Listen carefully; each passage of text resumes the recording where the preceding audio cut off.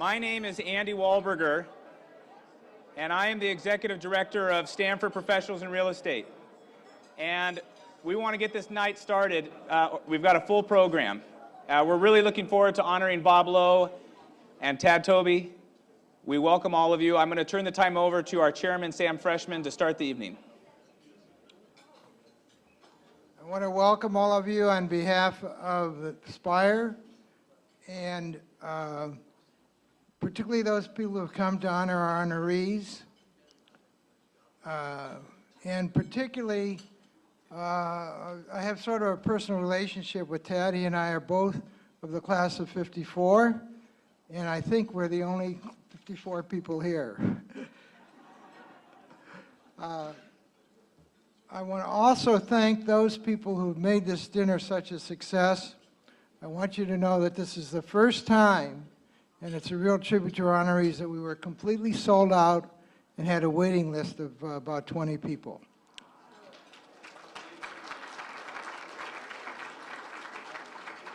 There's a few people that really demand the credit. As chairman, I usually get the credit, but frankly, the idea of the chairman is to take the credit and leave the work to somebody else. So I want Stephanie and Jennifer to stand up, please. And I want all of the board of directors, and don't be like the last time. Everybody, don't be shy. Come on, Chad, you lead it. Everybody else, all aboard. Malin, stand up. We have some of our governors here and our regional directors. These are the people, together with those of you who are active members of Stanford, real estate alumni. We've had people here who've had city dinners and other things. And the guy that started this with his friends, Pat Orozco and the whole gang, Chad Hagel, I'm going to turn it over to you and, as usual, let you do the work. First order of business, everyone please eat. I don't like speaking to a hungry audience. I found that doesn't go over well. So I thank Sam Freshman for the introduction and for the greeting. It's absolutely my pleasure to be back here at Stanford for the fourth installation of the Stanford Real Estate Hall of Fame and part of the Stanford Real Estate Weekend. We had a phenomenal conference today and over the past 2 days with the Stanford Real Estate Council. The members of the Stanford Real Estate Council are joining us here tonight, having had a wonderful conference today, as I said. And as I shared with the members of the SREC this morning, as I was preparing for this weekend's activities and festivities, I was looking for that little bit of inspiration, that message, that theme, that thought that would define what we were doing here this weekend. And I had this field of dreams moment earlier this week, and these two words came to me, and the words were, go beyond. And so that was a theme that I shared this morning with the SREC, and it was part of the theme of our day and everything that we covered as part of the conference. But we're going beyond tonight as well. As Sam shared, this has been a phenomenal event season for us with the Hall of Fame honors. We've had two phenomenal honorees and tremendous support from their families. So I'd like to, again, thank Bob Lowe and the Lowe family, thank Tad Toby and the Toby family for everything they've done and for joining us tonight and making this evening possible. Thank you.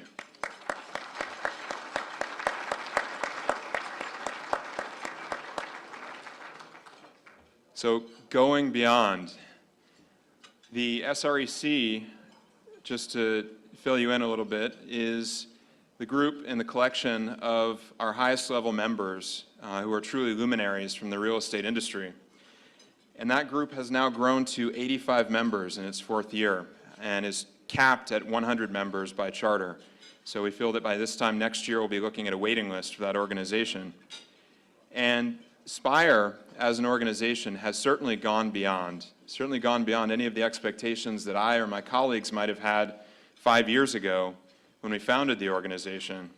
Today, with over 1,500 members nationwide and worldwide, the organization is truly changing the landscape of the Stanford alumni picture.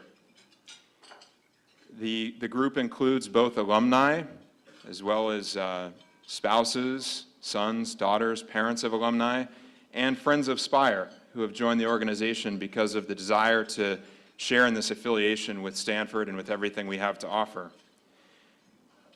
I've been told in the past by Howard Wolf, the president of the Stanford Alumni Association, who sends his regards, was unable to be here with us this evening, but Judy Heller of the SAA is here in his stead, and I welcome Judy and thank her for attending. He said that we're the only Stanford Alumni Club, which is our official charter designation here at the university, that has a full-time staff. As you've heard, we have 3 full-time staff members who do a phenomenal job. We're the only organization that is an independent 501c3 and that is off the university's balance sheet and responsible for its own fiscal well-being. I'm proud to say that the organization is in very sound shape and is performing very strongly and is going to be around for many, many years to come. The organization, so you know what we're founded on and what our mission is, was built on 3 pillars. The first pillar is alumni professional networking. And within that first pillar, in this past year and in the year continuing ahead of us, we execute a number of programs around the country. We have small group dinners that are hosted by our SREC members. We do a variety of project tours for projects that are in construction and development or newly finished. And we will be renewing this year in 2015 an international excursion to tour real estate product and development in countries around the globe. The second pillar of Spire, and one of my favorites, is student outreach. We're joined here tonight by Stanford students, who will be introduced to you later, who have benefited directly from the efforts of Spire in this past year, in which we launched our mentor program for the first year. We also have participated in job placement and as well as providing career showcase events for students who are interested in or may not know yet that they're interested in pursuing a career in real estate. Finally, the third pillar of the organization is educational program development. We had a wonderful presentation today at the SREC conference regarding sustainable urban systems, which is a new initiative as part of the School of Engineering to push forward in a multidisciplinary approach to solving the big problems of urban development worldwide. And we have gotten directly involved in and stand behind that program in supporting the building of an endowment to make sure that that program continues into the future. We also provide a lot of material, as well as many of us, including myself, have been fortunate enough to participate in the classroom and actually lecturing and being guest lecturers and teaching Stanford students. Well, this year we will also be partnering with the Stanford Center for Professional Development to offer for the first time a course for executives entitled Leadership for Real Estate Projects, which will be the first executive education initiative offered in the field of real estate. So as you can see, there are many ways that Spire is going beyond. We're going beyond expectations and going beyond just being an alumni organization to having a strong and lasting foundation and participation here at the university. And we're very proud to be in that role. We get to add tonight the first time that we will be publicly showcasing one other way that we're going beyond, and truly a unique way. I believe, and if I'm wrong, Judy Heller can correct me on this, that tonight we will officially become the first Stanford alumni club that has its own theme song. There is a gentleman that you're about to meet who is a graduate of the Stanford class of 2014 by the name of Kai Kite. Kai is a Washington, D.C. native, but came to Stanford to study a combination of business as well as to continue to pursue his musical career. He performed at an event called Stanford Connects, and that was my first opportunity to meet him down in Pasadena. And I was enchanted by his musical abilities and his composition abilities. And so we approached Kai and asked him if he'd be interested in composing a theme song for our organization that could capture the spirit of innovation represented by Spire, as well as capturing the lasting tradition of Stanford University. And thankfully, Kai agreed, and with the generosity of our two patron sponsors, Bill Tooley and Mark Berger, we were able to retain Kai and have him produce a specialty composition for us, which he will now play for all of you. So without any further delay, I'm very pleased to introduce Kai Kite to perform the Spire theme song for the very first time. Enjoy.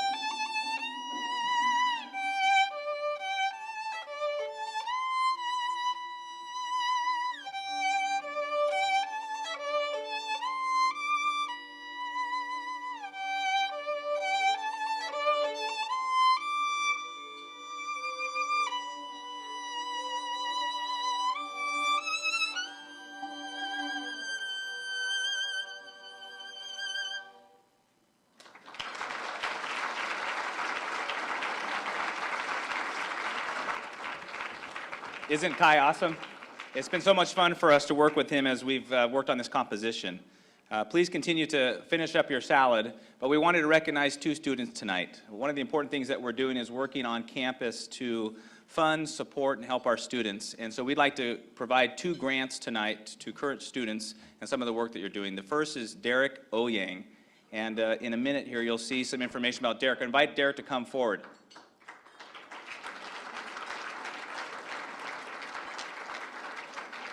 Derek received his degree last spring in architectural design and has come back for a master's program.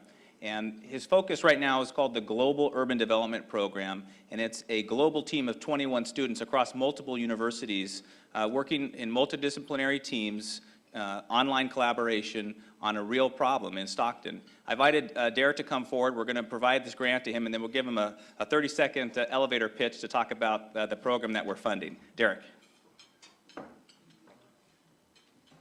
First of all, thank you so much for the honor to receive this grant. We were actually fortunate to receive a grant in 2012 for the Stanford Solar Decathlon project, which was really helpful to help us complete that. And since then, I've been expanding sort of my own understanding of the building industry to not just be about architecture, engineering, construction, but to include development and also on the end of that, planning, policy, all these different things that affect our cities. And I think I can say, being a Stanford student, going through the undergraduate process and being a graduate student now, students are going beyond in the sense that we're demanding for more real-world, hands-on, and interdisciplinary education. And we want that because we know that with the challenges that await us when we become professionals, it's going to be more and more important to bring people from all around the world together, from different disciplines, to have real impact in real cities. And this is an educational program that I've been organizing now with some friends in Europe to try to foster that at the student level so that when they go into their careers, that they already have these experiences and they have this motivation to work on challenges. Stockton is just the first one we'll approach. That's in collaboration with the planning department and the district council member there. And from there, we'll move on to all kinds of projects, and hopefully this becomes a standard experience for students, starting at Stanford and then at universities all around the world. So I just wanted to say thank you very much to everyone that made this happen, and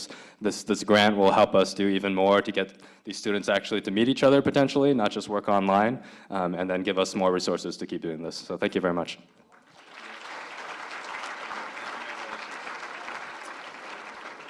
We reached out to several students, and 2 students were so fabulous we wanted to recognize both of them. And so we awarded one, and then we wanted to give another grant. And so we reached out to Tad Toby, who's been very supportive. And through some of the grant that Tad provided our organization, we were able to provide a second grant to this student. This is Elisa Cooperman, and you'll see her slide here in a minute. She's a Harvard undergrad, and she's earning her PhD in the Civil Environmental Engineering Department. And she's focusing on smart building systems across campuses. Think like Microsoft campus or Google's campus. And how do you have multiple office buildings and think about energy efficiency, smart buildings, and her research will help her to travel to some of these campuses, the software that will analyze this, and will further her research. Elisa cannot be with us tonight. She had, unfortunately, a grandfather pass away this week, and so she's attending to that. But we invited Michael Lepic, one of her professors, to come forward to receive her grant, and appreciate Michael being here tonight. Appreciate it. That's it for this section of the evening. We're going to clear the salad plates, move on through the evening, and thank you so much. Ladies and gentlemen, we'll continue with the evening, get into the heart of our program.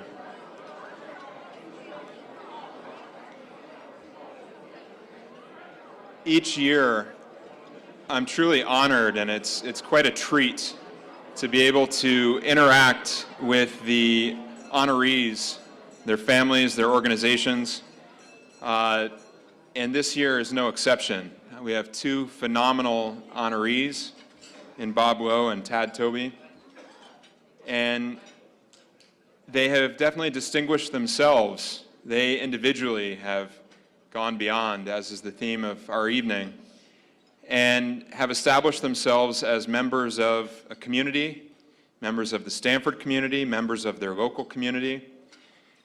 And it's been a treat for me in working with Bob Lowe and his family. As the son of a developer, it's been a great experience for me to see how their family operates and how they operate within their business. The difference is that Bob's two sons, Rob and Mike, get to work across the hall from him, whereas I get to work across the country from my own father, which sometimes makes things a little easier. But as I said, it's been a real treat to get to know Bob and his family. You will see the first of two tribute videos this evening, which were produced by Susan Niesloss, who has been doing these video tributes for us for the 4 years that we've been running the Hall of Fame.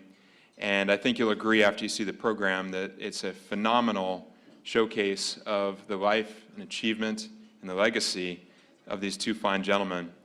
And you'll also have an opportunity to hear, if you listen carefully at the beginning of the piece, our Spire theme song woven into these tribute videos, as it will be going forward. So if you're still humming that tune, this will be your opportunity to revisit it.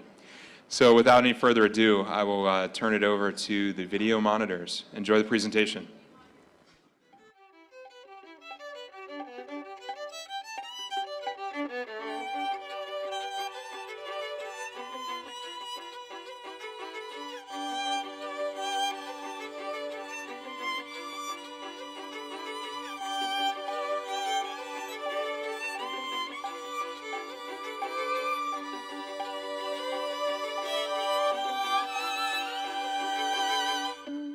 On the golf course and in life, you see a common thread with Bob, and that is he's constantly wishing to do better. Bob is a great listener, but he will have no problem telling you what he thinks after he's listened to everybody's comments. The three things that matter most to him in life: his family, his company, and his community.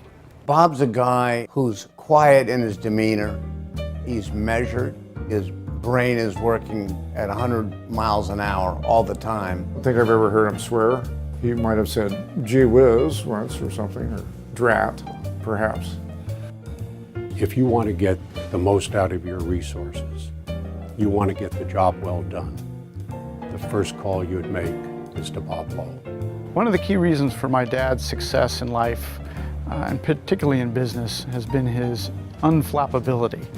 Well, he's not always unflappable, I can say that for sure. One of the important things about going to Stanford and getting my MBA there was the quality of your peers. What I learned from my peers there has been important to me from the day I left. When I was at Stanford, I got thinking about what I wanted to do with my life, and I was attracted to real estate for several reasons. One, my dad was in the business as a mortgage lender, mortgage banker. But perhaps more important, I decided I wanted to deal in a career that I was working with a tangible product, something that you could work on and it would be there after you're done working on it, and you could add some creativity to it. We have over $5 billion of assets under management now. It includes hospitality assets for about half of that, office assets for roughly a third, and then a growing amount of multifamily and retail. There's a reserve in Indian Wells, California, a 450-acre project that my partners and I had the good fortune of developing about 15 years ago. It was really fun because we started out with a parcel in the desert that most people couldn't envision ever being a residential community. And it came to fruition as a really terrific private golf course with 240 wonderful home sites and now 250 terrific members. Terranea was one of the more recent projects we've completed. And I remember walking the 100 acres that were really in a disastrous condition as we were buying it, and talking with Rob and Mike and saying, you know, you don't get an opportunity many times in a lifetime to take 100 acres sitting on this point in the Pacific in the middle of 20 million people. We just can't mess this one up. We got to do it right. The bank went under and stopped funding on his construction loan, and so then he scrambled to hold it together, find other financing, get it completed, which it was completed on time and on budget. I had the opportunity to appoint an independent director, and Bob Lowe joined us in the early 90s.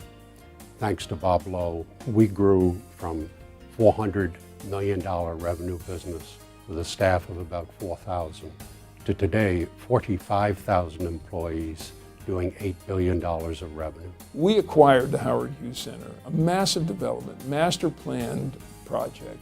If you drive down the 405 today, you will see how Lowe Enterprises, and Bob particularly, and his team were involved in the master planning of that project, were involved in the construction of the high-rise buildings throughout the project. Not an iconic project, but one that is very, very important to me is our very first project. When we started our company in 1972, we had the opportunity to acquire 6 or 7 acres in downtown Aspen, Colorado. And we developed the Gantt, a 143-unit condominium project that we still operate today on behalf of the owners. He sold those units in the early days for like $100,000. Today those units, I'm told, sell for $1 million to $4 million each. My big focus right now is the Los Angeles Metropolitan YMCA that I've had the honor to be on the board for some 20 years. I'm sharing an effort to raise another $30 million of new endowment for the YMCA of Metropolitan Los Angeles that would be strictly to support our efforts in the urban communities. Bob was the chair of the board at Claremont McKenna College in the late 90s, early 2000s, and during that time we went through a presidential transition. And like most colleges and universities, those were very risky times for the organization. Bob was the calm captain of the ship in a storm through that period of time. And if it wasn't for Bob's leadership, it would have been a much rockier transition. I think the thing that Bob is most proud of, actually, is not his accomplishments, not his history as an Eagle Scout, but the fact that he's been able to get each of his grandkids on the floor of Congress to see a vote take place, to see how government works. That's how Bob works. That's how he thinks. It's amazing to me to watch his reach politically, whether it's in Washington, D.C., with the senators, the congressmen, or whether it's the state of California, an elected official. He really cares. We started going to the Gantt when I was about 5 years old on family vacation. There were a lot of people that would like to go skinny dipping in those days. And so I remember that, him feeling like he was, responsible for the property, even though we were there on vacation with the family. He would get up in the middle of the night, seemed like just about every night, and have to throw the skinny dippers out of the hot tub. He drove me to an office building where he was going to pick up a paper that was being typed that he had written for college. And he drove about 1 block in the middle of Glendale and stopped and pulled out the ring. He had actually gone to pick up the ring, and he couldn't wait any longer than a block. So it was a very unromantic place where he asked me to marry him. My brother and I were young, and we were on a family vacation in Hawaii, and the phone rang, and he disappeared for 5 minutes, came back and reported our multi-million-dollar condominium project in Palm Desert had burned to the ground. And his response was, "Well, boys, time for a Mai Tai." Bob and I agreed that it would be much better for us to hire each other's sons in our companies as interns. We did this, and my son Rick came to work at Lowe, and I hired later on Rob and Mike. Now, as it turns out, 30-plus years later, Rick is still here at Lowe, and Mike and Rob are co-presidents at Lowe. So I don't know whether Bob could foresee this or whether this is just something that would have happened. Bob's success, in my estimation, his legacy, if you will, is that he always has been committed to creating value, tangible, measurable value. I think he'd like to be remembered as someone who was kind and industrious. He'd like to feel that people felt he had made a difference. What greater legacy than to have 2 of your own children now being so intimately involved in not only the present but the future of the company. Bob's legacy is also throughout Southern California and elsewhere. Bob was chairman of the Real Estate Roundtable, the singularly most important real estate organization. I would like for people to remember me as someone who did what I said I was going to do, for someone that dealt with people around him in a fair way, and number one, a person that did put his family first. And you look back, if you didn't spend the time to nurture and love your family, everything else wouldn't be important. And that's more clear to me today than ever before.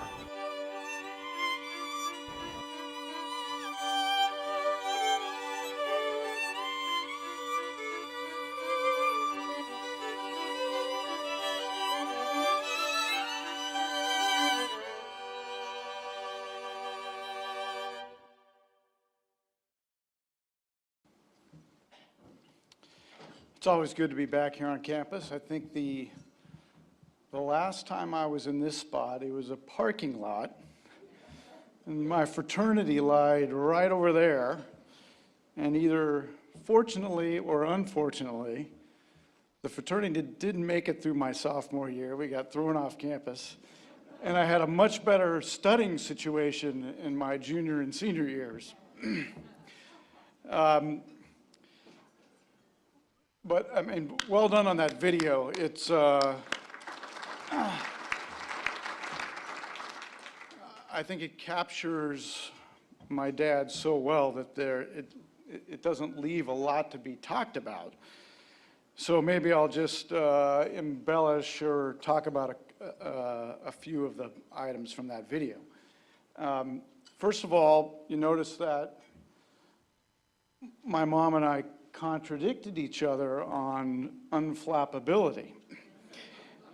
But mine was qualified as it relates to business.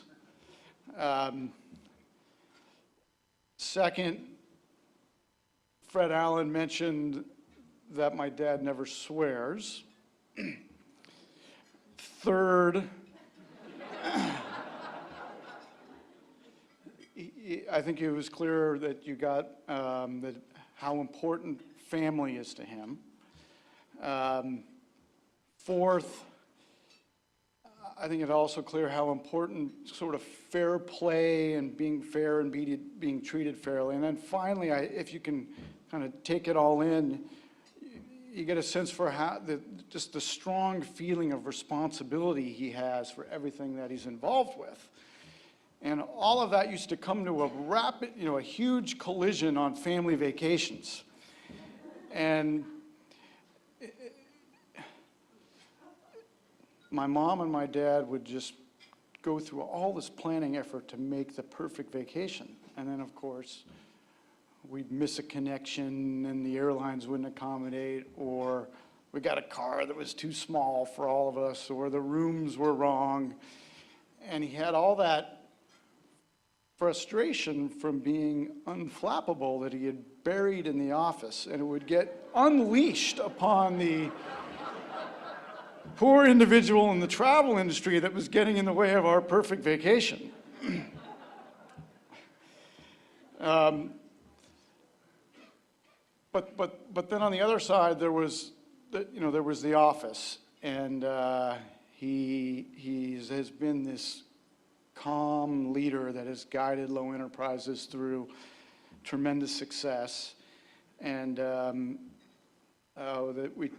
was talked about the Terranea project on the video, and we opened that up in June 2009 when everything was crashing around us, and our lender had been taken over by the federal government and didn't fund the rest of our loan, and our partners were kind of running for the hills.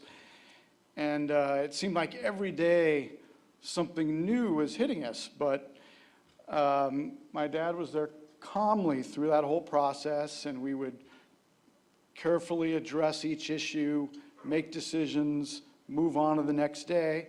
And that project is probably now, which was on the brink, is maybe the greatest success that Low Enterprises has ever had. And for Mike and I think for both of us, it was by far the greatest business education that we had ever experienced, going through how to solve a problem like that. And I think now we're both really prepared for, or we feel like we're prepared for anything that can possibly hit us. So when I think about my dad, it's both those things. It's the perfect leader and mentor in the office who was unflappable, but then in the family side, he cared so much that he did let his emotions come through, and he wasn't unflappable. And we saw that emotion. And thank you, Dad, so much for being both the perfect mentor and partner in the office and the perfect father. And with that, I'm going to turn it over to Mike, and he'll share a few stories.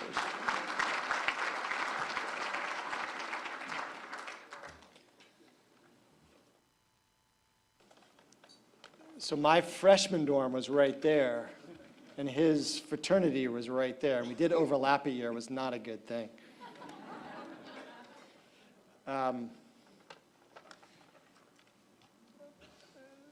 So he was clearly the visionary. I mean, starting the company 42, 43 years ago in the real estate business. He came out of some entrepreneurial real estate jobs and other businesses and started the company and clearly had a vision that we're all benefiting from now. He was also a leader, obviously, of our family in close partnership with our mom, who's here tonight, Beth. His style was actually similar in both work and family. He led our family in his own style. He mixed a very dedicated, loving, parenting approach with a heavy dose of executive skill applications. I can remember some epic New Year's days when it was time to talk about New Year's resolutions, where he would pull out his now infamous legal-sized yellow pad, categorized for New Year's resolutions. And he always went first and went through the various categories and what he was going to do better this year. And we all sat there and said, that's tough to compete with. He also taught us very early on that every meeting that he goes into, and some of you I'm sure have experienced this, he has an agenda. You may have your agenda, but he has an agenda. And he's taught that to us, to all of our colleagues over and over again. Don't go into a meeting without your agenda and make sure you get it addressed. He did that in the family environment as well. He's approached his community activities in a very similar way. He's intensely focused when he needs to be, but at the same time, he can be relaxed and collegial with whoever he's working with in whatever situation, especially when the job is done for the day. I can recall him coming into my room when I was in high school, and he said, Mike, I need your help. We're having a Christmas party at the office, and our team has asked me to deliver a speech in rap music style. And if you know our dad, you know that that is Greek to him. And my task was enormous. And granted, I didn't quite get all the nuances transferred over to him, but he went through with it because that's the person he is. He didn't want to let his team down. They asked him to do something, and he did it. We've seen this kind of intensity with him as misbehaving kids. I can remember a time when one of his sons, it wasn't my brother, got into trouble at summer school, and when the hatchet came down, I remember him on the phone with the administrator reading the riot act, saying, you've been way too punitive to my son. And even though I had made mistakes, he stepped up for me like he always has, not just for me, but for people in his company, and supported them. He has a powerful ability to avoid passing blame and judging people and moving on and focusing on how we solve the problem and move forward in a positive way.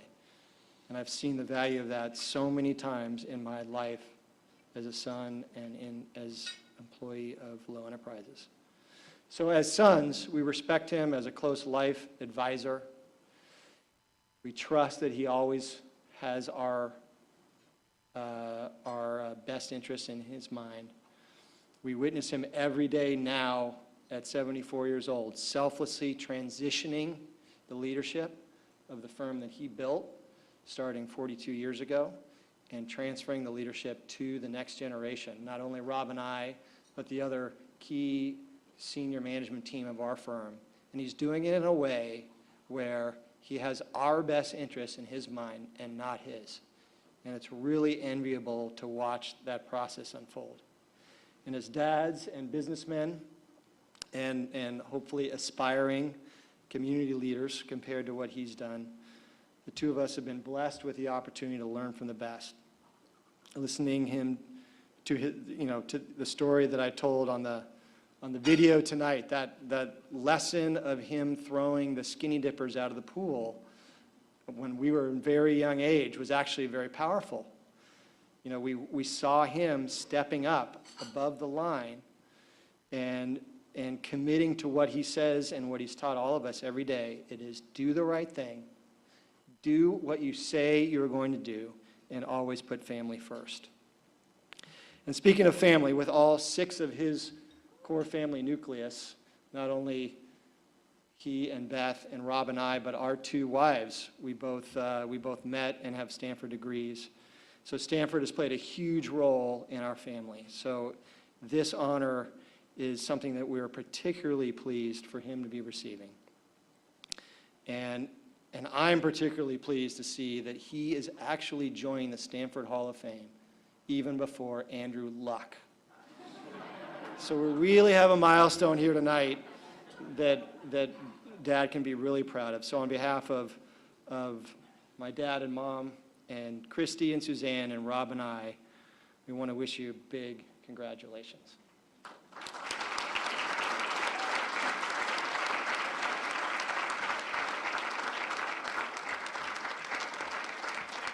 Thank you. Thank you.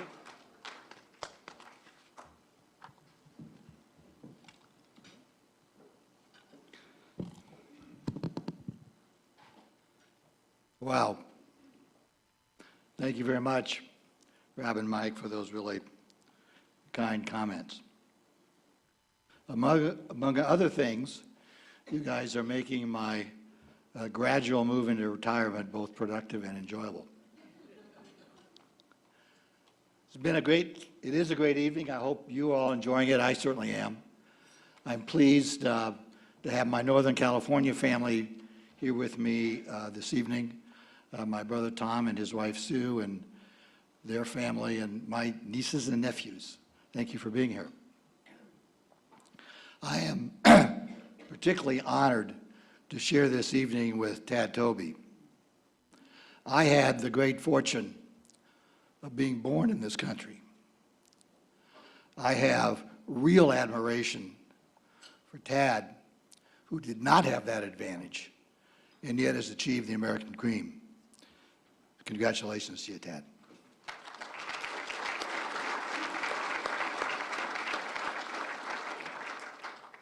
I appreciate my friends and associates that participated in the video, and I particularly thank the editor who left all the bad things out. Thank you. Or most of the bad things, Beth. In thinking about this evening, 2 concepts came into mind. First, clearly, I have arrived at the senior age category. I mean, have you ever heard of a young person being accepted into any Hall of Fame? No, they're always from the elderly group, and a lot of them are has-beens, which I'm not yet classifying myself into the second category. Second, and more significant, is the importance of friends and partners. I am very fortunate to have this evening here some very close and longtime friends. 3 weeks ago, we had a companion event like this in Los Angeles, where I was surrounded by a couple hundred of my friends and associates there. And all of that reminded me how important friends are in one's life. But not just friends. Friends that have made me a better person and have made my life more complete. I'm fortunate to have friends that have motivated me, that have made my life more fun, have made me laugh, that have been an important part of my family, have supported my sons, and now supporting my grandchildren, our grandchildren, excuse me. Friends with whom we've traveled, with whom I have argued politics, with whom I've skied, with whom I have exchanged dollars on the golf course. If I had not had these caring, thoughtful friends, my life would not be as complete as it is.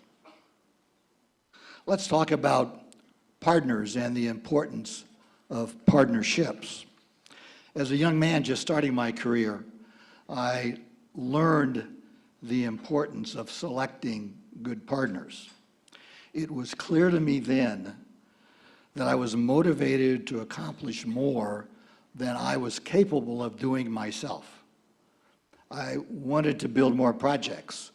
I was motivated to do more and better investments. I was motivated to manage a greater variety of assets. I was motivated to do more in my community. It was clear the only way I could do that was with talented and loyal partners.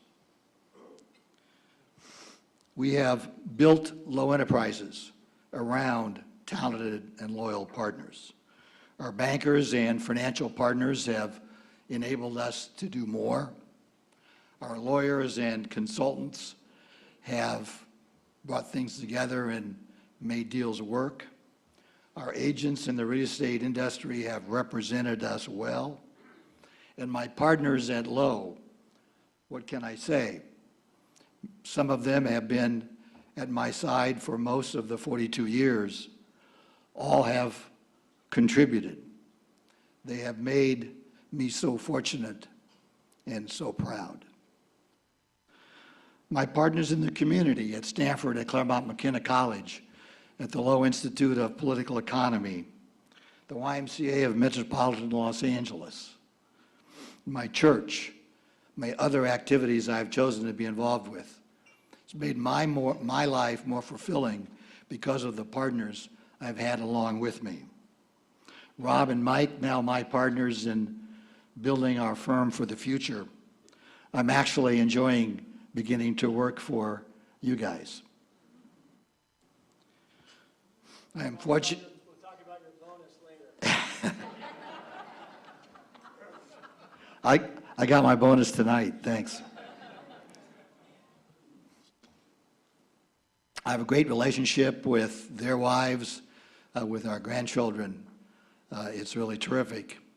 And of course, there's Beth, my most important and closest partner of all. You have been supportive at all the business turns. I would not have started Low Enterprises without your encouragement. We have been together as we climbed over every hurdle, and there's been more than a few. We share our commitment to our community, particularly to help kids in need. We love our family. We've had a great 52 years. To all of the students here this evening, focus on your friendships. Choose your partners wisely. Your life will be better if you make the right decisions with your friends and partners. Thank you.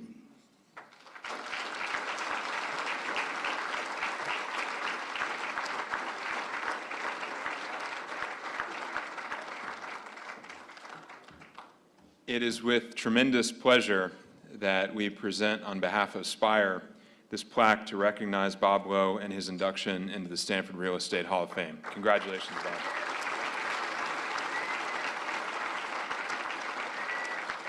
Do I get to keep it tonight? Yes, you get to keep it. Take it home. I got it a couple weeks ago, too. Thanks. And please, we'll go ahead and clear the plates from the dinner service and move forward with our program for the evening. Next, we have the great opportunity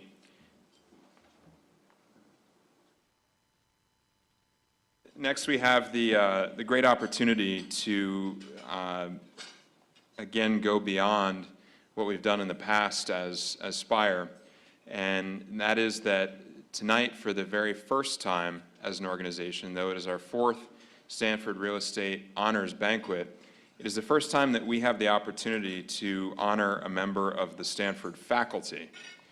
When I first came to campus after the founding of Spire, we started pursuing this third pillar that I spoke of earlier in the evening, which is educational program development. One of the things that Stanford prides itself on is the concept of multidisciplinary education and research, working across institutes here at the school, working across schools, between graduate schools, undergraduate programs, and the like, and using that as a platform to educate students and to solve the great problems of the world. One of the best examples of this here at Stanford is the Woods Institute for the Environment. It is truly a pioneering organization which has brought together over 150 faculty members from throughout the university to solve major environmental challenges in our world. The leader here on campus of the Woods Institute is Buzz Thompson.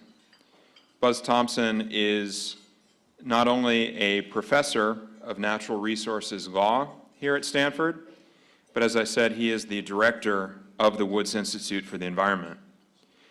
He earned an MBA in 1973 and a law degree in 1975, and he has been recognized many times over as a leader in environmental studies and environmental law. We have the great honor and pleasure as Spire to add to those recognitions that have been bestowed upon Buzz Thompson and to make him the first recipient of Spire's award for faculty recognition for study in the field of property, real estate, and environmental preservation. It is a great honor for us, not a great honor for him per se, but a great honor for us, let me emphasize, that Buzz has joined us. As I said, he is a champion of the environment, and he's been recognized many times over.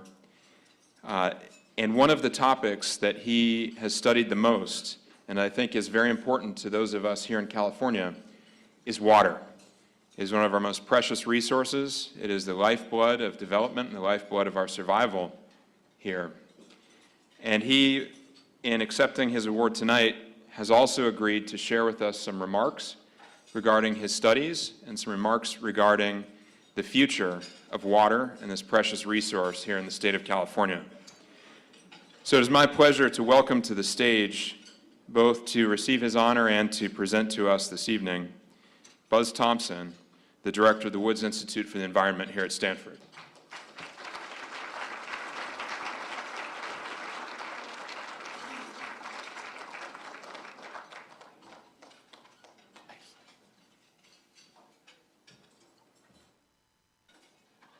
So it is a great honor to be up here on the stage this evening and to share this evening with such titans and heroes in the real estate development area as Bob Lowe and Tad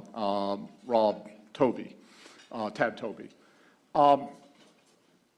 It's also a little bit worrisome, only because as the first faculty honoree, you also wonder whether or not you might be the last faculty honoree if you don't do a decent job up here.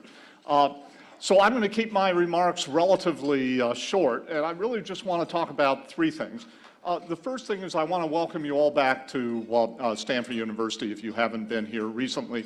You're actually on the law school grounds here. When you were earlier this evening at the reception, that's actually the William Rehnquist courtyard out there. And I had the honor of clerking for Bill Rehnquist when I finished my JD MBA here at Stanford.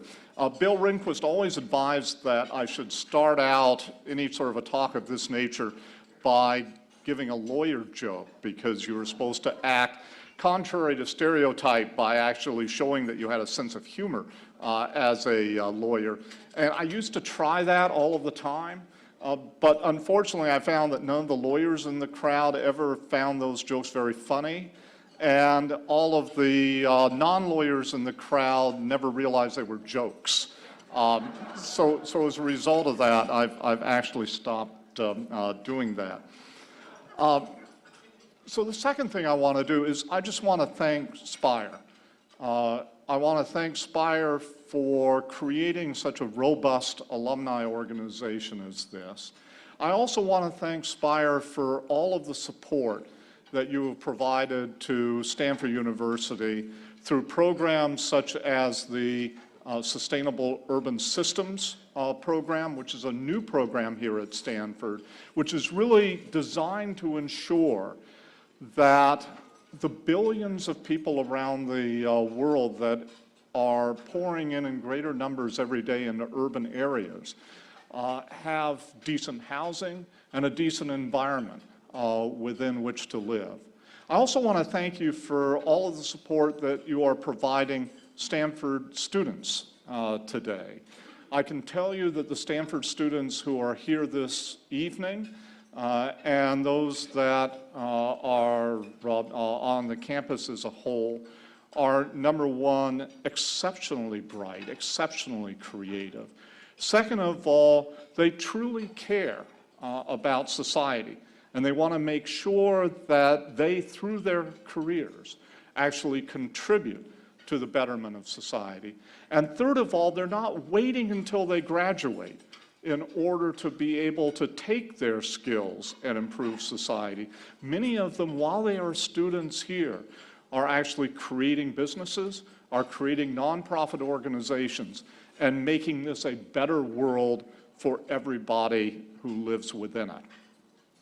The third thing I want to do is just to talk very briefly about my two major interests, my two major loves. The first is actually the area of real estate, and the second is the area of water resources. And my interest in both of them came from my grandfather on my maternal side. My grandfather started out as a farmer in the Owens Valley here in California. And he actually liked the farming business, but in the early 1920s, he decided that it was pretty hard work and that he was probably going to go and find something else to do. And the city of Los Angeles came along, and the city of Los Angeles offered to buy his water rights from him along with the land. And he told Los Angeles he didn't want to do that. He actually thought that he had a pretty good farm. He wanted his farm to remain as a working operation. And so he turned down the city of Los Angeles, and instead he sold to another farmer who he thought was going to continue to farm his land. Turned out that other farmer was a front for the city of Los Angeles. And so the city of Los Angeles got his water, took his water, put it into the Los Angeles Aqueduct, which brings water to this day from the Owens Valley down to Los Angeles. My grandfather, however, took the money that he had gotten from that front for the city of Los Angeles, moved down to the San Fernando Valley, and started to develop real estate using the water that Los Angeles had taken from him and was moving down to the San Fernando Valley. Now, Yeah, I was going to say, my grandfather was pretty smart, all right? So as a result of the work that my grandfather did, and the other real estate developers at that period of time, and the water that Los Angeles had actually moved from the Owens Valley down to Los Angeles, the San Fernando Valley, an area of about 260 square miles, is today one of the key economic areas of the state of California. It's an area that supports over 2 million people. It's an area that supports an exceptionally strong industry consisting of the movie business, the television business, a variety of industries. It is a vital area. It is critical to the state of California. Unfortunately, though, my father's farm, or my grandfather's farm, was right on the Owens River. And as a result of Los Angeles's purchase of his property and a variety of other properties along that particular river, the Owens River dried up, and so did Owens Lake, an area about 2/3 of the size of the San Fernando Valley. Today, Owens Lake has a little bit of water in it, but it's largely a dust bowl. And it is an area that actually contributes the greatest air pollution in the state of California. So I grew up hearing these stories from my grandfather and wondering whether or not we could do what my grandfather and the city of Los Angeles was able to accomplish with the San Fernando Valley, building a robust community, but to do it in a way which was also sustainable, that did not destroy the natural environment, which is also a key portion of the state of California, and which is one of the reasons why people flock to the state of California to this very day. Making that even more difficult today, making it even more difficult today in order to build up areas like the San Fernando Valley, while at the same time continuing to support our natural environment, is the fact that the amount of precipitation that has been falling in the state of California over the last several years, as you know, has been declining. And in fact, all of the studies suggest that over the next 50 or 100 years, we will actually have less water available in the state of California than we do today. A recent study that was conducted here at Stanford University shows that the weather conditions that we have suffered over the last 3 years, and for those of you who do not know very much about the current drought we're in, the major cause of the drought was something called the ridiculously resilient ridge, which sat off of the northwest coast of the United States and has been blocking the normal storms from flowing down here into California, is 3 times more likely to occur today than it was likely to occur 50 years ago. So what we have to figure out today is how do we continue to develop, how do we continue to grow, but with a more limited water supply and ensuring that as much water as possible remains in our rivers and streams. The real estate business has contributed tremendously to that particular goal. The amount of water that we use in California actually peaked in 1980 and has gone down since then, even though we are actually accommodating more people in the state of California today than we did just 35 years ago. In addition to what you all have been able to do, in able to helping us to ensure that our environment stays whole at the same time that we're able to accommodate more people. Here at Stanford, we're also working on a variety of new technological solutions. So Craig Criddle, who's a professor in civil and environmental engineering, along with Tom Cantwell, who's a professor in astronomics and aeronautics, have actually been working on new technology in the area of water recycling, where they're able to do 2 things that we have not done effectively before. The first thing is that they are maximizing the amount of energy that we can actually get out of wastewater. We are in the process of opening up a new resource recovery center here on the Stanford campus that is going to be utilizing this particular technology. And this particular technology can take wastewater, and not only can it provide us with clean drinking water, but it also will provide us with net energy. In other words, it will provide us with more energy than you actually introduce into the process in order to clean the water. It also will provide us with other resources such as nitrogen and potassium. So we'll actually treat wastewater as a resource.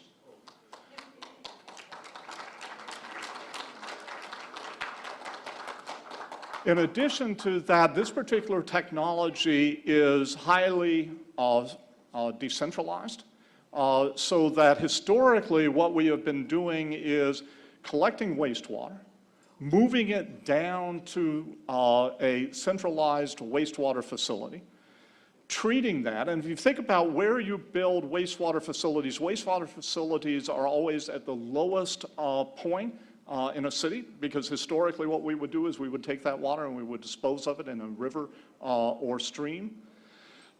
This particular technology, you can set up in individual neighborhoods so that you can actually at that particular point distribute it within the neighborhood without significant additional pipes.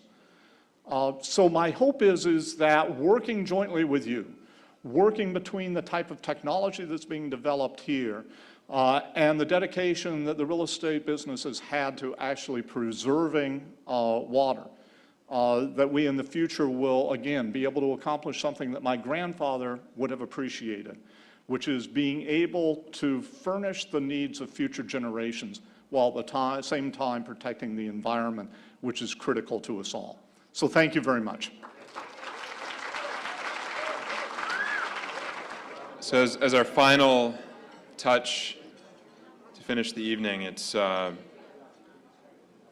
truly my pleasure personally to be standing here tonight and have the opportunity to honor Tad Toby. We're very appreciative to Tad, to his wife Diane, and to the rest of the family who has joined us this evening.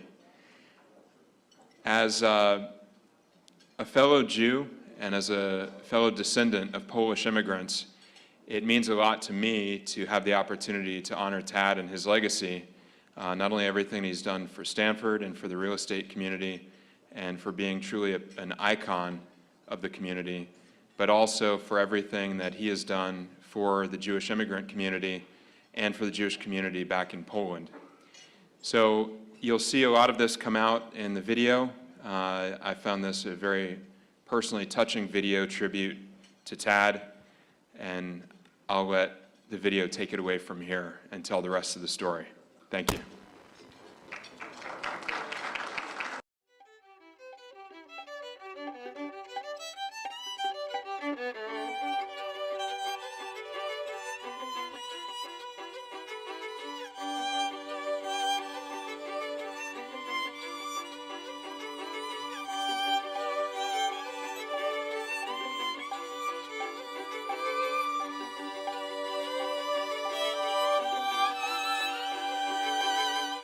Tad is a problem solver.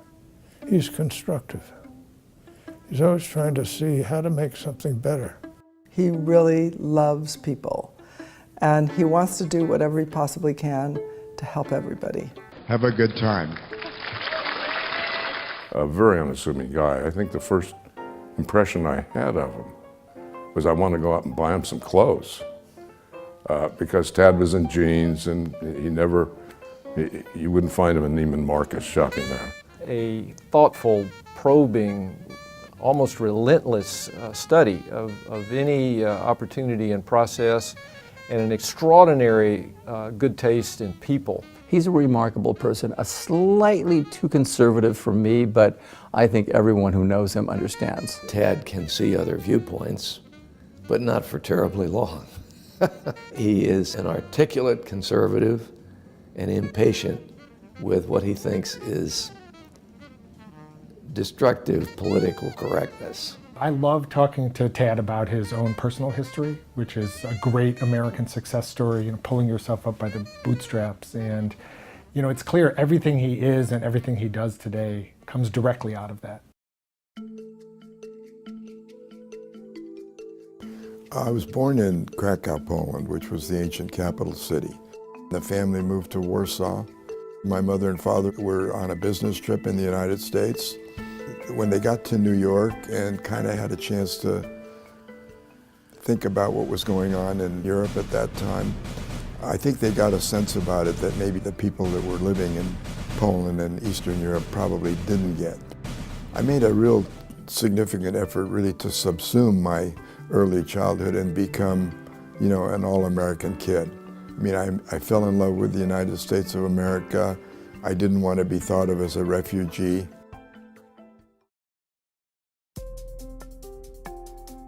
My father asked me when I was about 17 about college. He said, "You thought about college?" I said, "Yeah, I'm going to UCLA." He says, "You're going to Stanford?" And I said, "Yes, sir," because that's the way it was. I was in a European authoritarian household. I think what Stanford does is they really work very hard at making a complete person. There's so many things in life that are reflexive, and a lot of those things that I think about or try to think about really probably came to me from my Stanford days. He had this large piece of land in Sacramento that he was telling me about in 2006. And as the breakfast evolved, he said to me, "Boy, this is getting a little bit pricey. Maybe I ought to sell the whole thing." I, of course, thought nothing of it.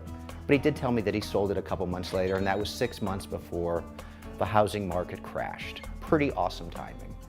Fast forward 2 years to another breakfast. He's telling me the same piece of land is being sold for 20 cents on the dollar, and he thinks he ought to buy it back. Sure enough, he does. He called the bottom. Pretty good round trip on one large property. I think my first real entree into the big time in terms of being able to deal at levels that I'd never really experienced before was when Joe and Stephanie Corrett engaged me to essentially manage their wealth. Proudest or most significant moment was actually a apartment complex, a large complex that I acquired with Joe and Steffi Corrett. The foundation had about an 80% interest in that property. We just sold the 80% interest recently for approximately $100 million. The cost of that 80% interest in 1971 in cash was approximately $1.5 million. He's very deliberate. He likes to manage all his own properties. The curb appeal and the maintenance is really tight. He plays for the long game. My first really major philanthropic gift anywhere was here at Stanford when I contributed a significant amount of money to the purchase of the Barone collection of Judaica from Salo Baron, who was the father of Jewish studies at Columbia University. I remember he got the Scopus Award many years ago, which is given by the Hebrew University in Jerusalem, and that's the highest honor in Jewish philanthropy. I would say that my philanthropy has been driven by, first of all, an ever-increasing sense of Jewish awareness. Certainly that drove my major involvement in Poland and Israel, and in the local Jewish world. He has helped me in some of my campaigns and others from the Catholic faith. When I was one of the campaign leaders for endowment campaign at Santa Clara University, he and the Corrett Foundation made a 7-figure gift to Santa Clara University. He's very passionate about education. He is someone who believes that we should do everything possible for kids who otherwise might not achieve their full potential. If he gave $10 to a poor person on the street corner, he'd first ask him what he was going to do with the money. He wanted to know where it was going and how it would be spent, and his giving has always been goal-oriented.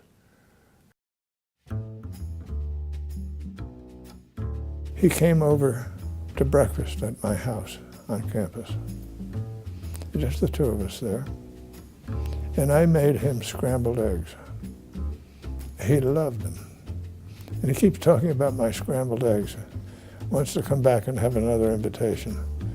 And I said, "Look, I taught you how to do it. Are you so dumb you can't learn how to keep and cook scrambled eggs?" My daughter Anne was at a dinner party, and she happened to be seated next to Tad. and she said to him, "You look a lot like my dad." And so she happened to be at the time founder of, and still is, founder of 23andMe. It's a genetics company. So she sent him a kit. He was related. And he was related to her, but more importantly, of course for me, he was related to me. We were all shocked. So I was selling an asset once, and he wanted to buy it. And he's a tough negotiator. So we were within, I mean, I'm not going to say $1, but it had to be close to $1. And we fought like cats and dogs. So we finally said, we're so close, let's get this together. And we made the transaction, and we've been laughing about that ever since. You really can't put your finger on a single legacy, because the thing about Tad is he's had such a big imprint. I mean, at Stanford, so many things. It's not just seeing the Toby Corrett signs in different places, but knowing what's behind them, whether it's Hoover or Hillel or the tennis courts or the law school. He's been a contributor to everything. There's no question that building the museum in Warsaw has to be his single most remarkable achievement because of the time and energy and effort and his commitment to really highlighting the contribution of the Polish Jews through the 1,000 years of history in Poland. It's essentially become my life's work here in the last decade or so. Its meaning, I think, it goes beyond its meaning to me. I think that this has great meaning to the Jewish people as a whole.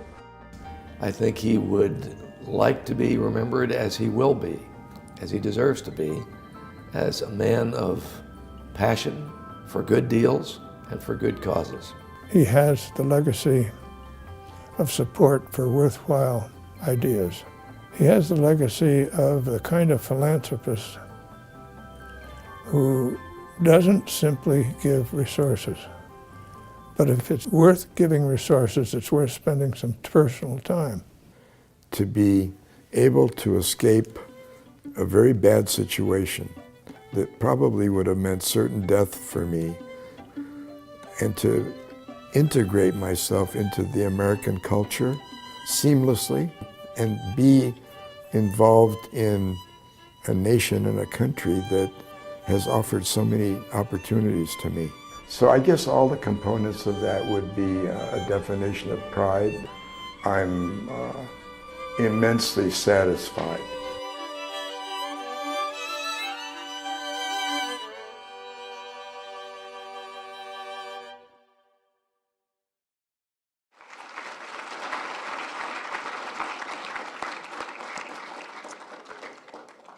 It's an honor for me to invite up two of Tad's colleagues and friends who are, both of them, legends here in the real estate community of Silicon Valley in California.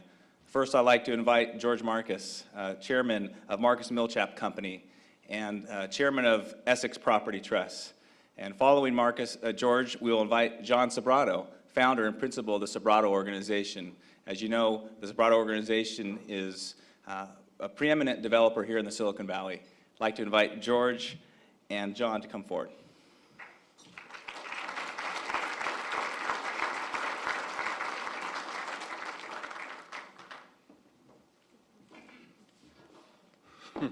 Dad, I got you now.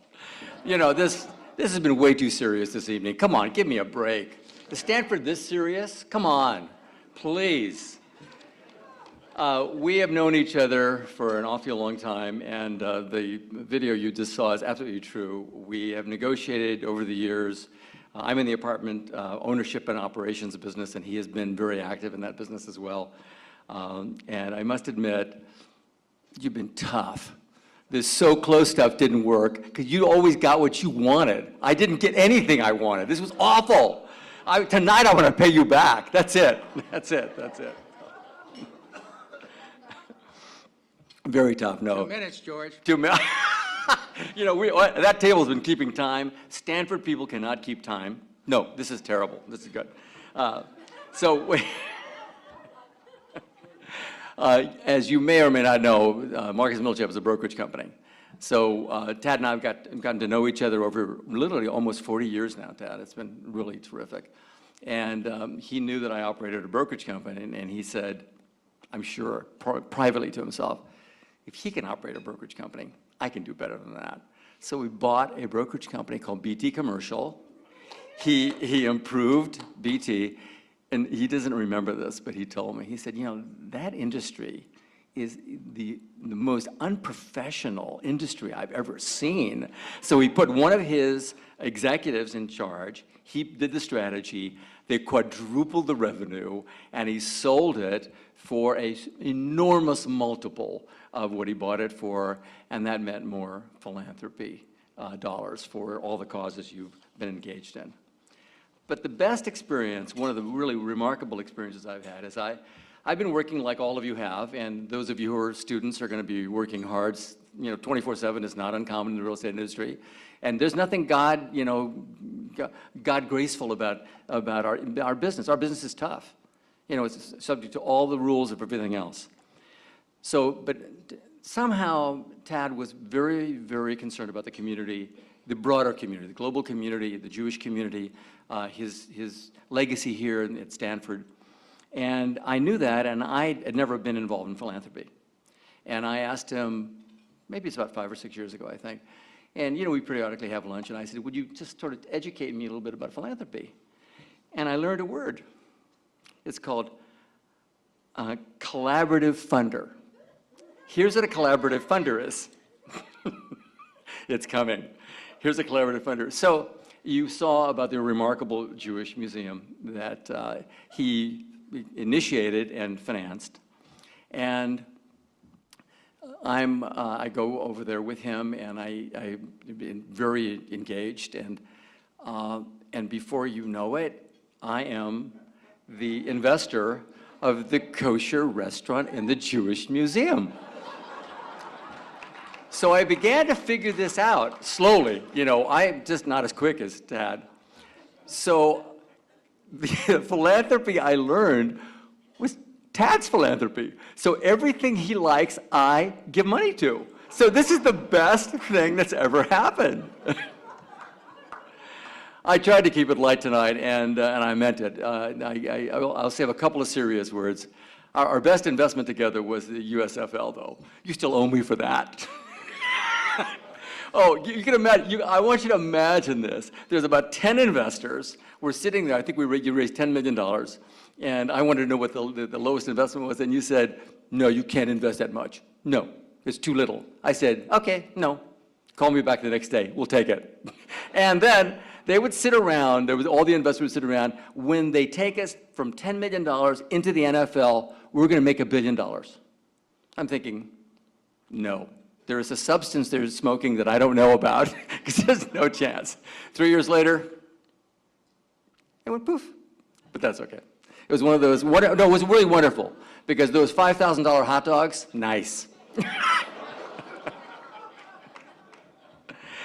In all seriousness, Tad, our lives, all of our lives, are richer and more fulfilled because of you, and I mean that from the bottom of my heart. Our industry, you've contributed enormously to the real estate industry. You've helped the community at large.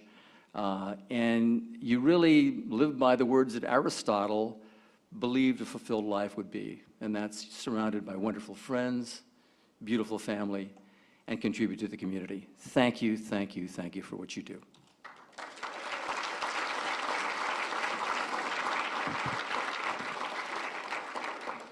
Well, we were instructed to spend 2 minutes. George stole my time. No, I did not. No, is that 2 minutes? No. Oh, that might be a Greek 2 minutes. All right. Yeah. Anyway, Greek 2 minutes. we all know how astute Tad has been in the real estate business, but let me just give you an example of how smart this guy was, how adaptive he was when he came over when he was 8 years old from Poland.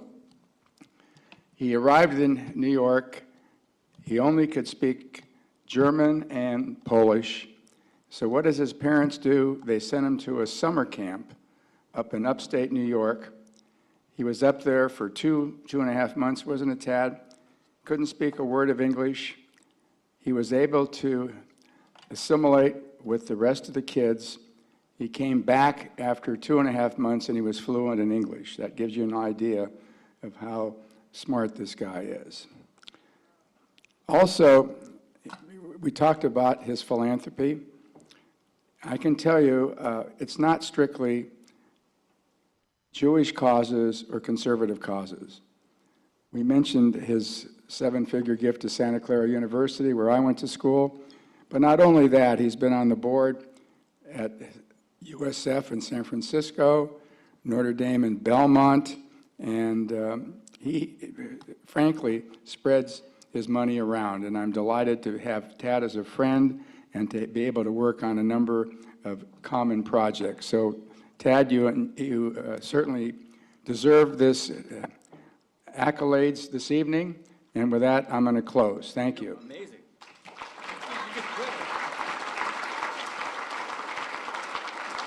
Oh, Tad, it's your turn. Come on up to the stage, please. Well, good evening, sports fans.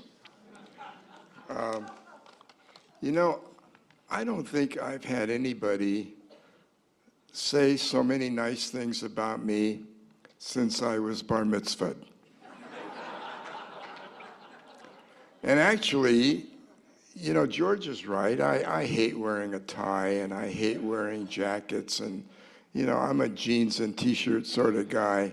And so I want you to know that my gift to all of you is that I wore my bar mitzvah suit tonight. Okay?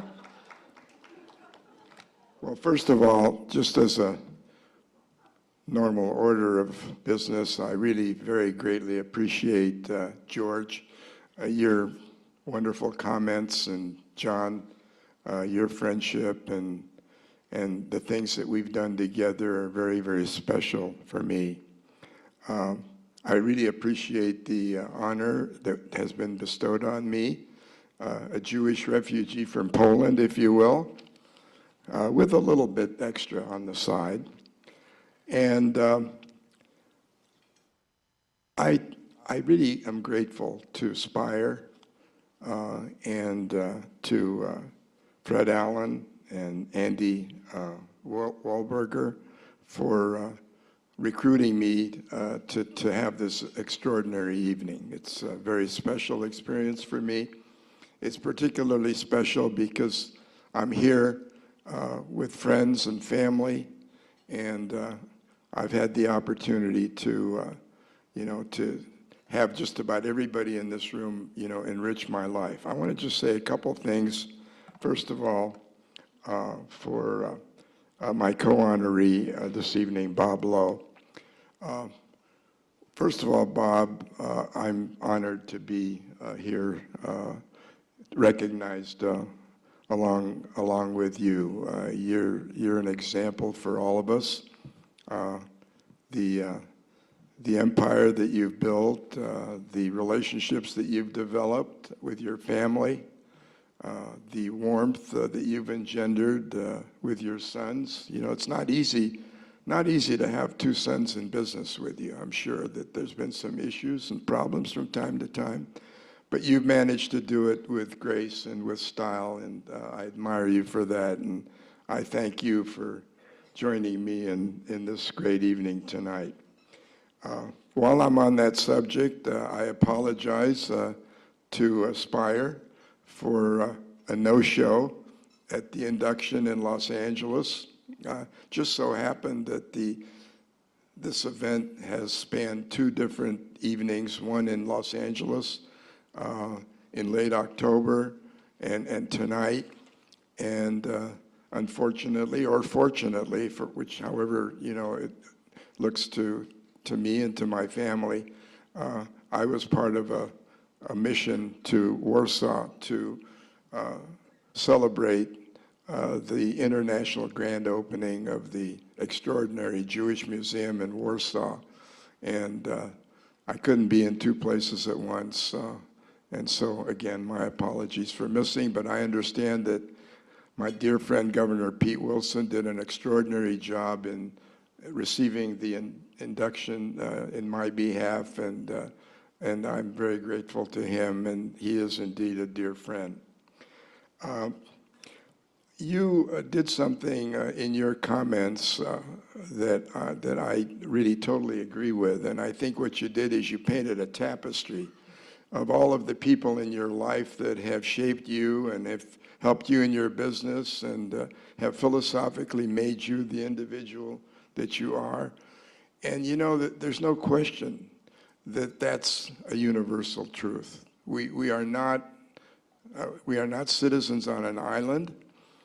We live in a community with friends, business associates, partners, and what have you that in effect make it possible for us to do what we think we need to do in order to build our reputations, give back to the community, and do all of the things that those of us that have been fortunate to accumulate the means to do something for others, are inclined to do. So I was going to introduce everybody that has played a role in my life. Most of you are here this evening. I'm just going to limit it a little bit because of the lateness of the hour to recognizing my beautiful wife, Diane. Diane, maybe you could stand.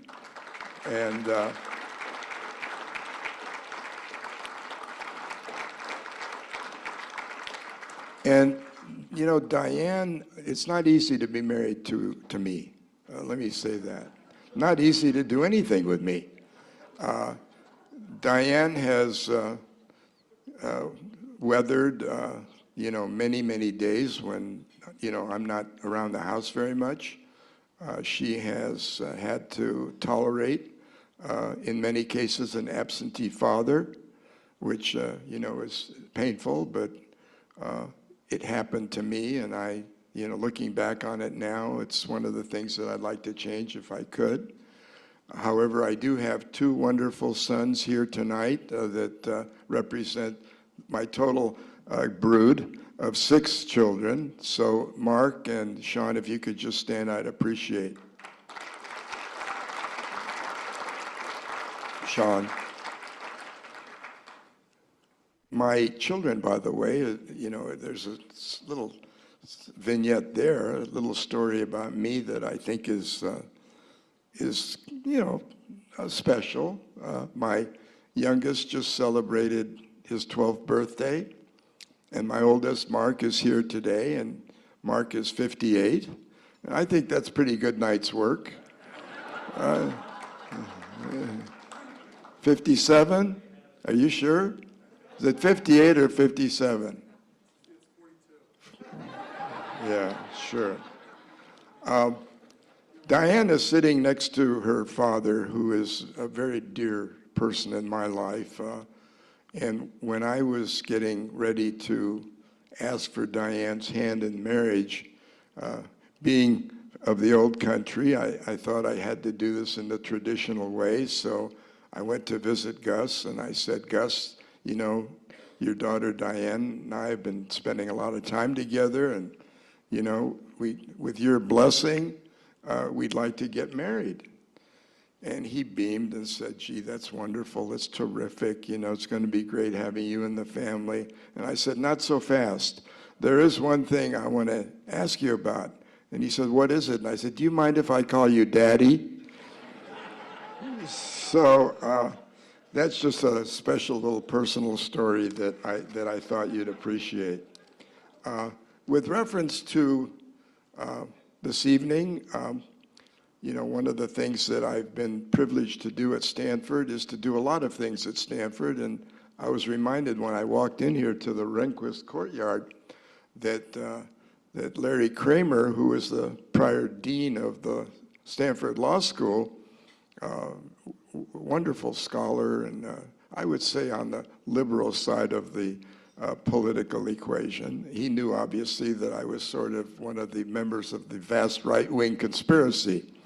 And so he said, we have an opportunity here at Stanford for you. Judge Rehnquist, one of the great justices of the Supreme Court, and we've got this new law school. This law school was in the process of construction. We're going to have a Rehnquist courtyard, and we'd like to have you help us with the relief of Judge Rehnquist. So there is a relief of Judge Rehnquist out there in the courtyard, which sort of symbolizes the name of the courtyard, and I'm very proud to have been involved in making that happen.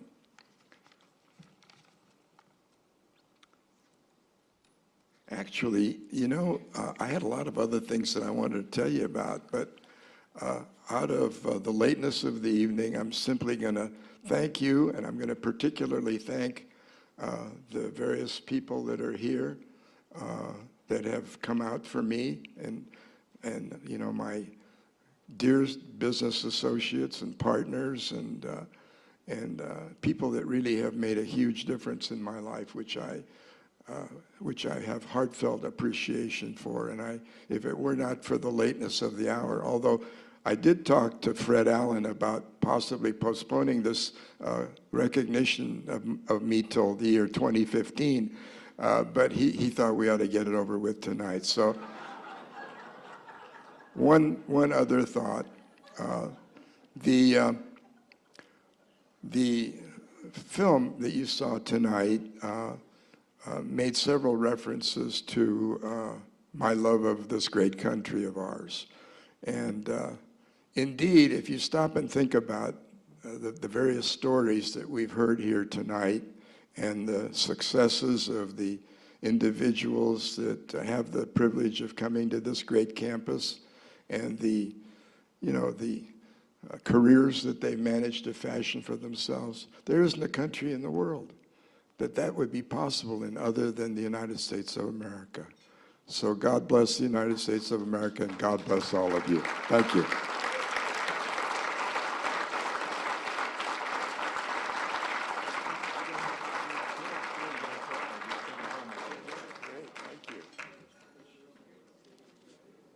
Wait a minute, let me, I didn't give this speech.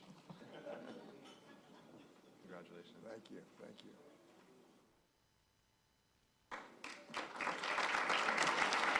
So it's with great pleasure that we present this plaque to Tad Toby to recognize him and his induction in the 2014 Stanford Real Estate Hall of Fame. Thank you. Thank you very much. I appreciate it. Thank you. And despite the theme of the evening, Go Beyond, we managed to actually not go beyond our completion time of 9:30. We're right on the dot. So we'll wrap up, say thank you very much. We appreciate your attendance. It's been an honor to be here, and have a wonderful evening. Take care.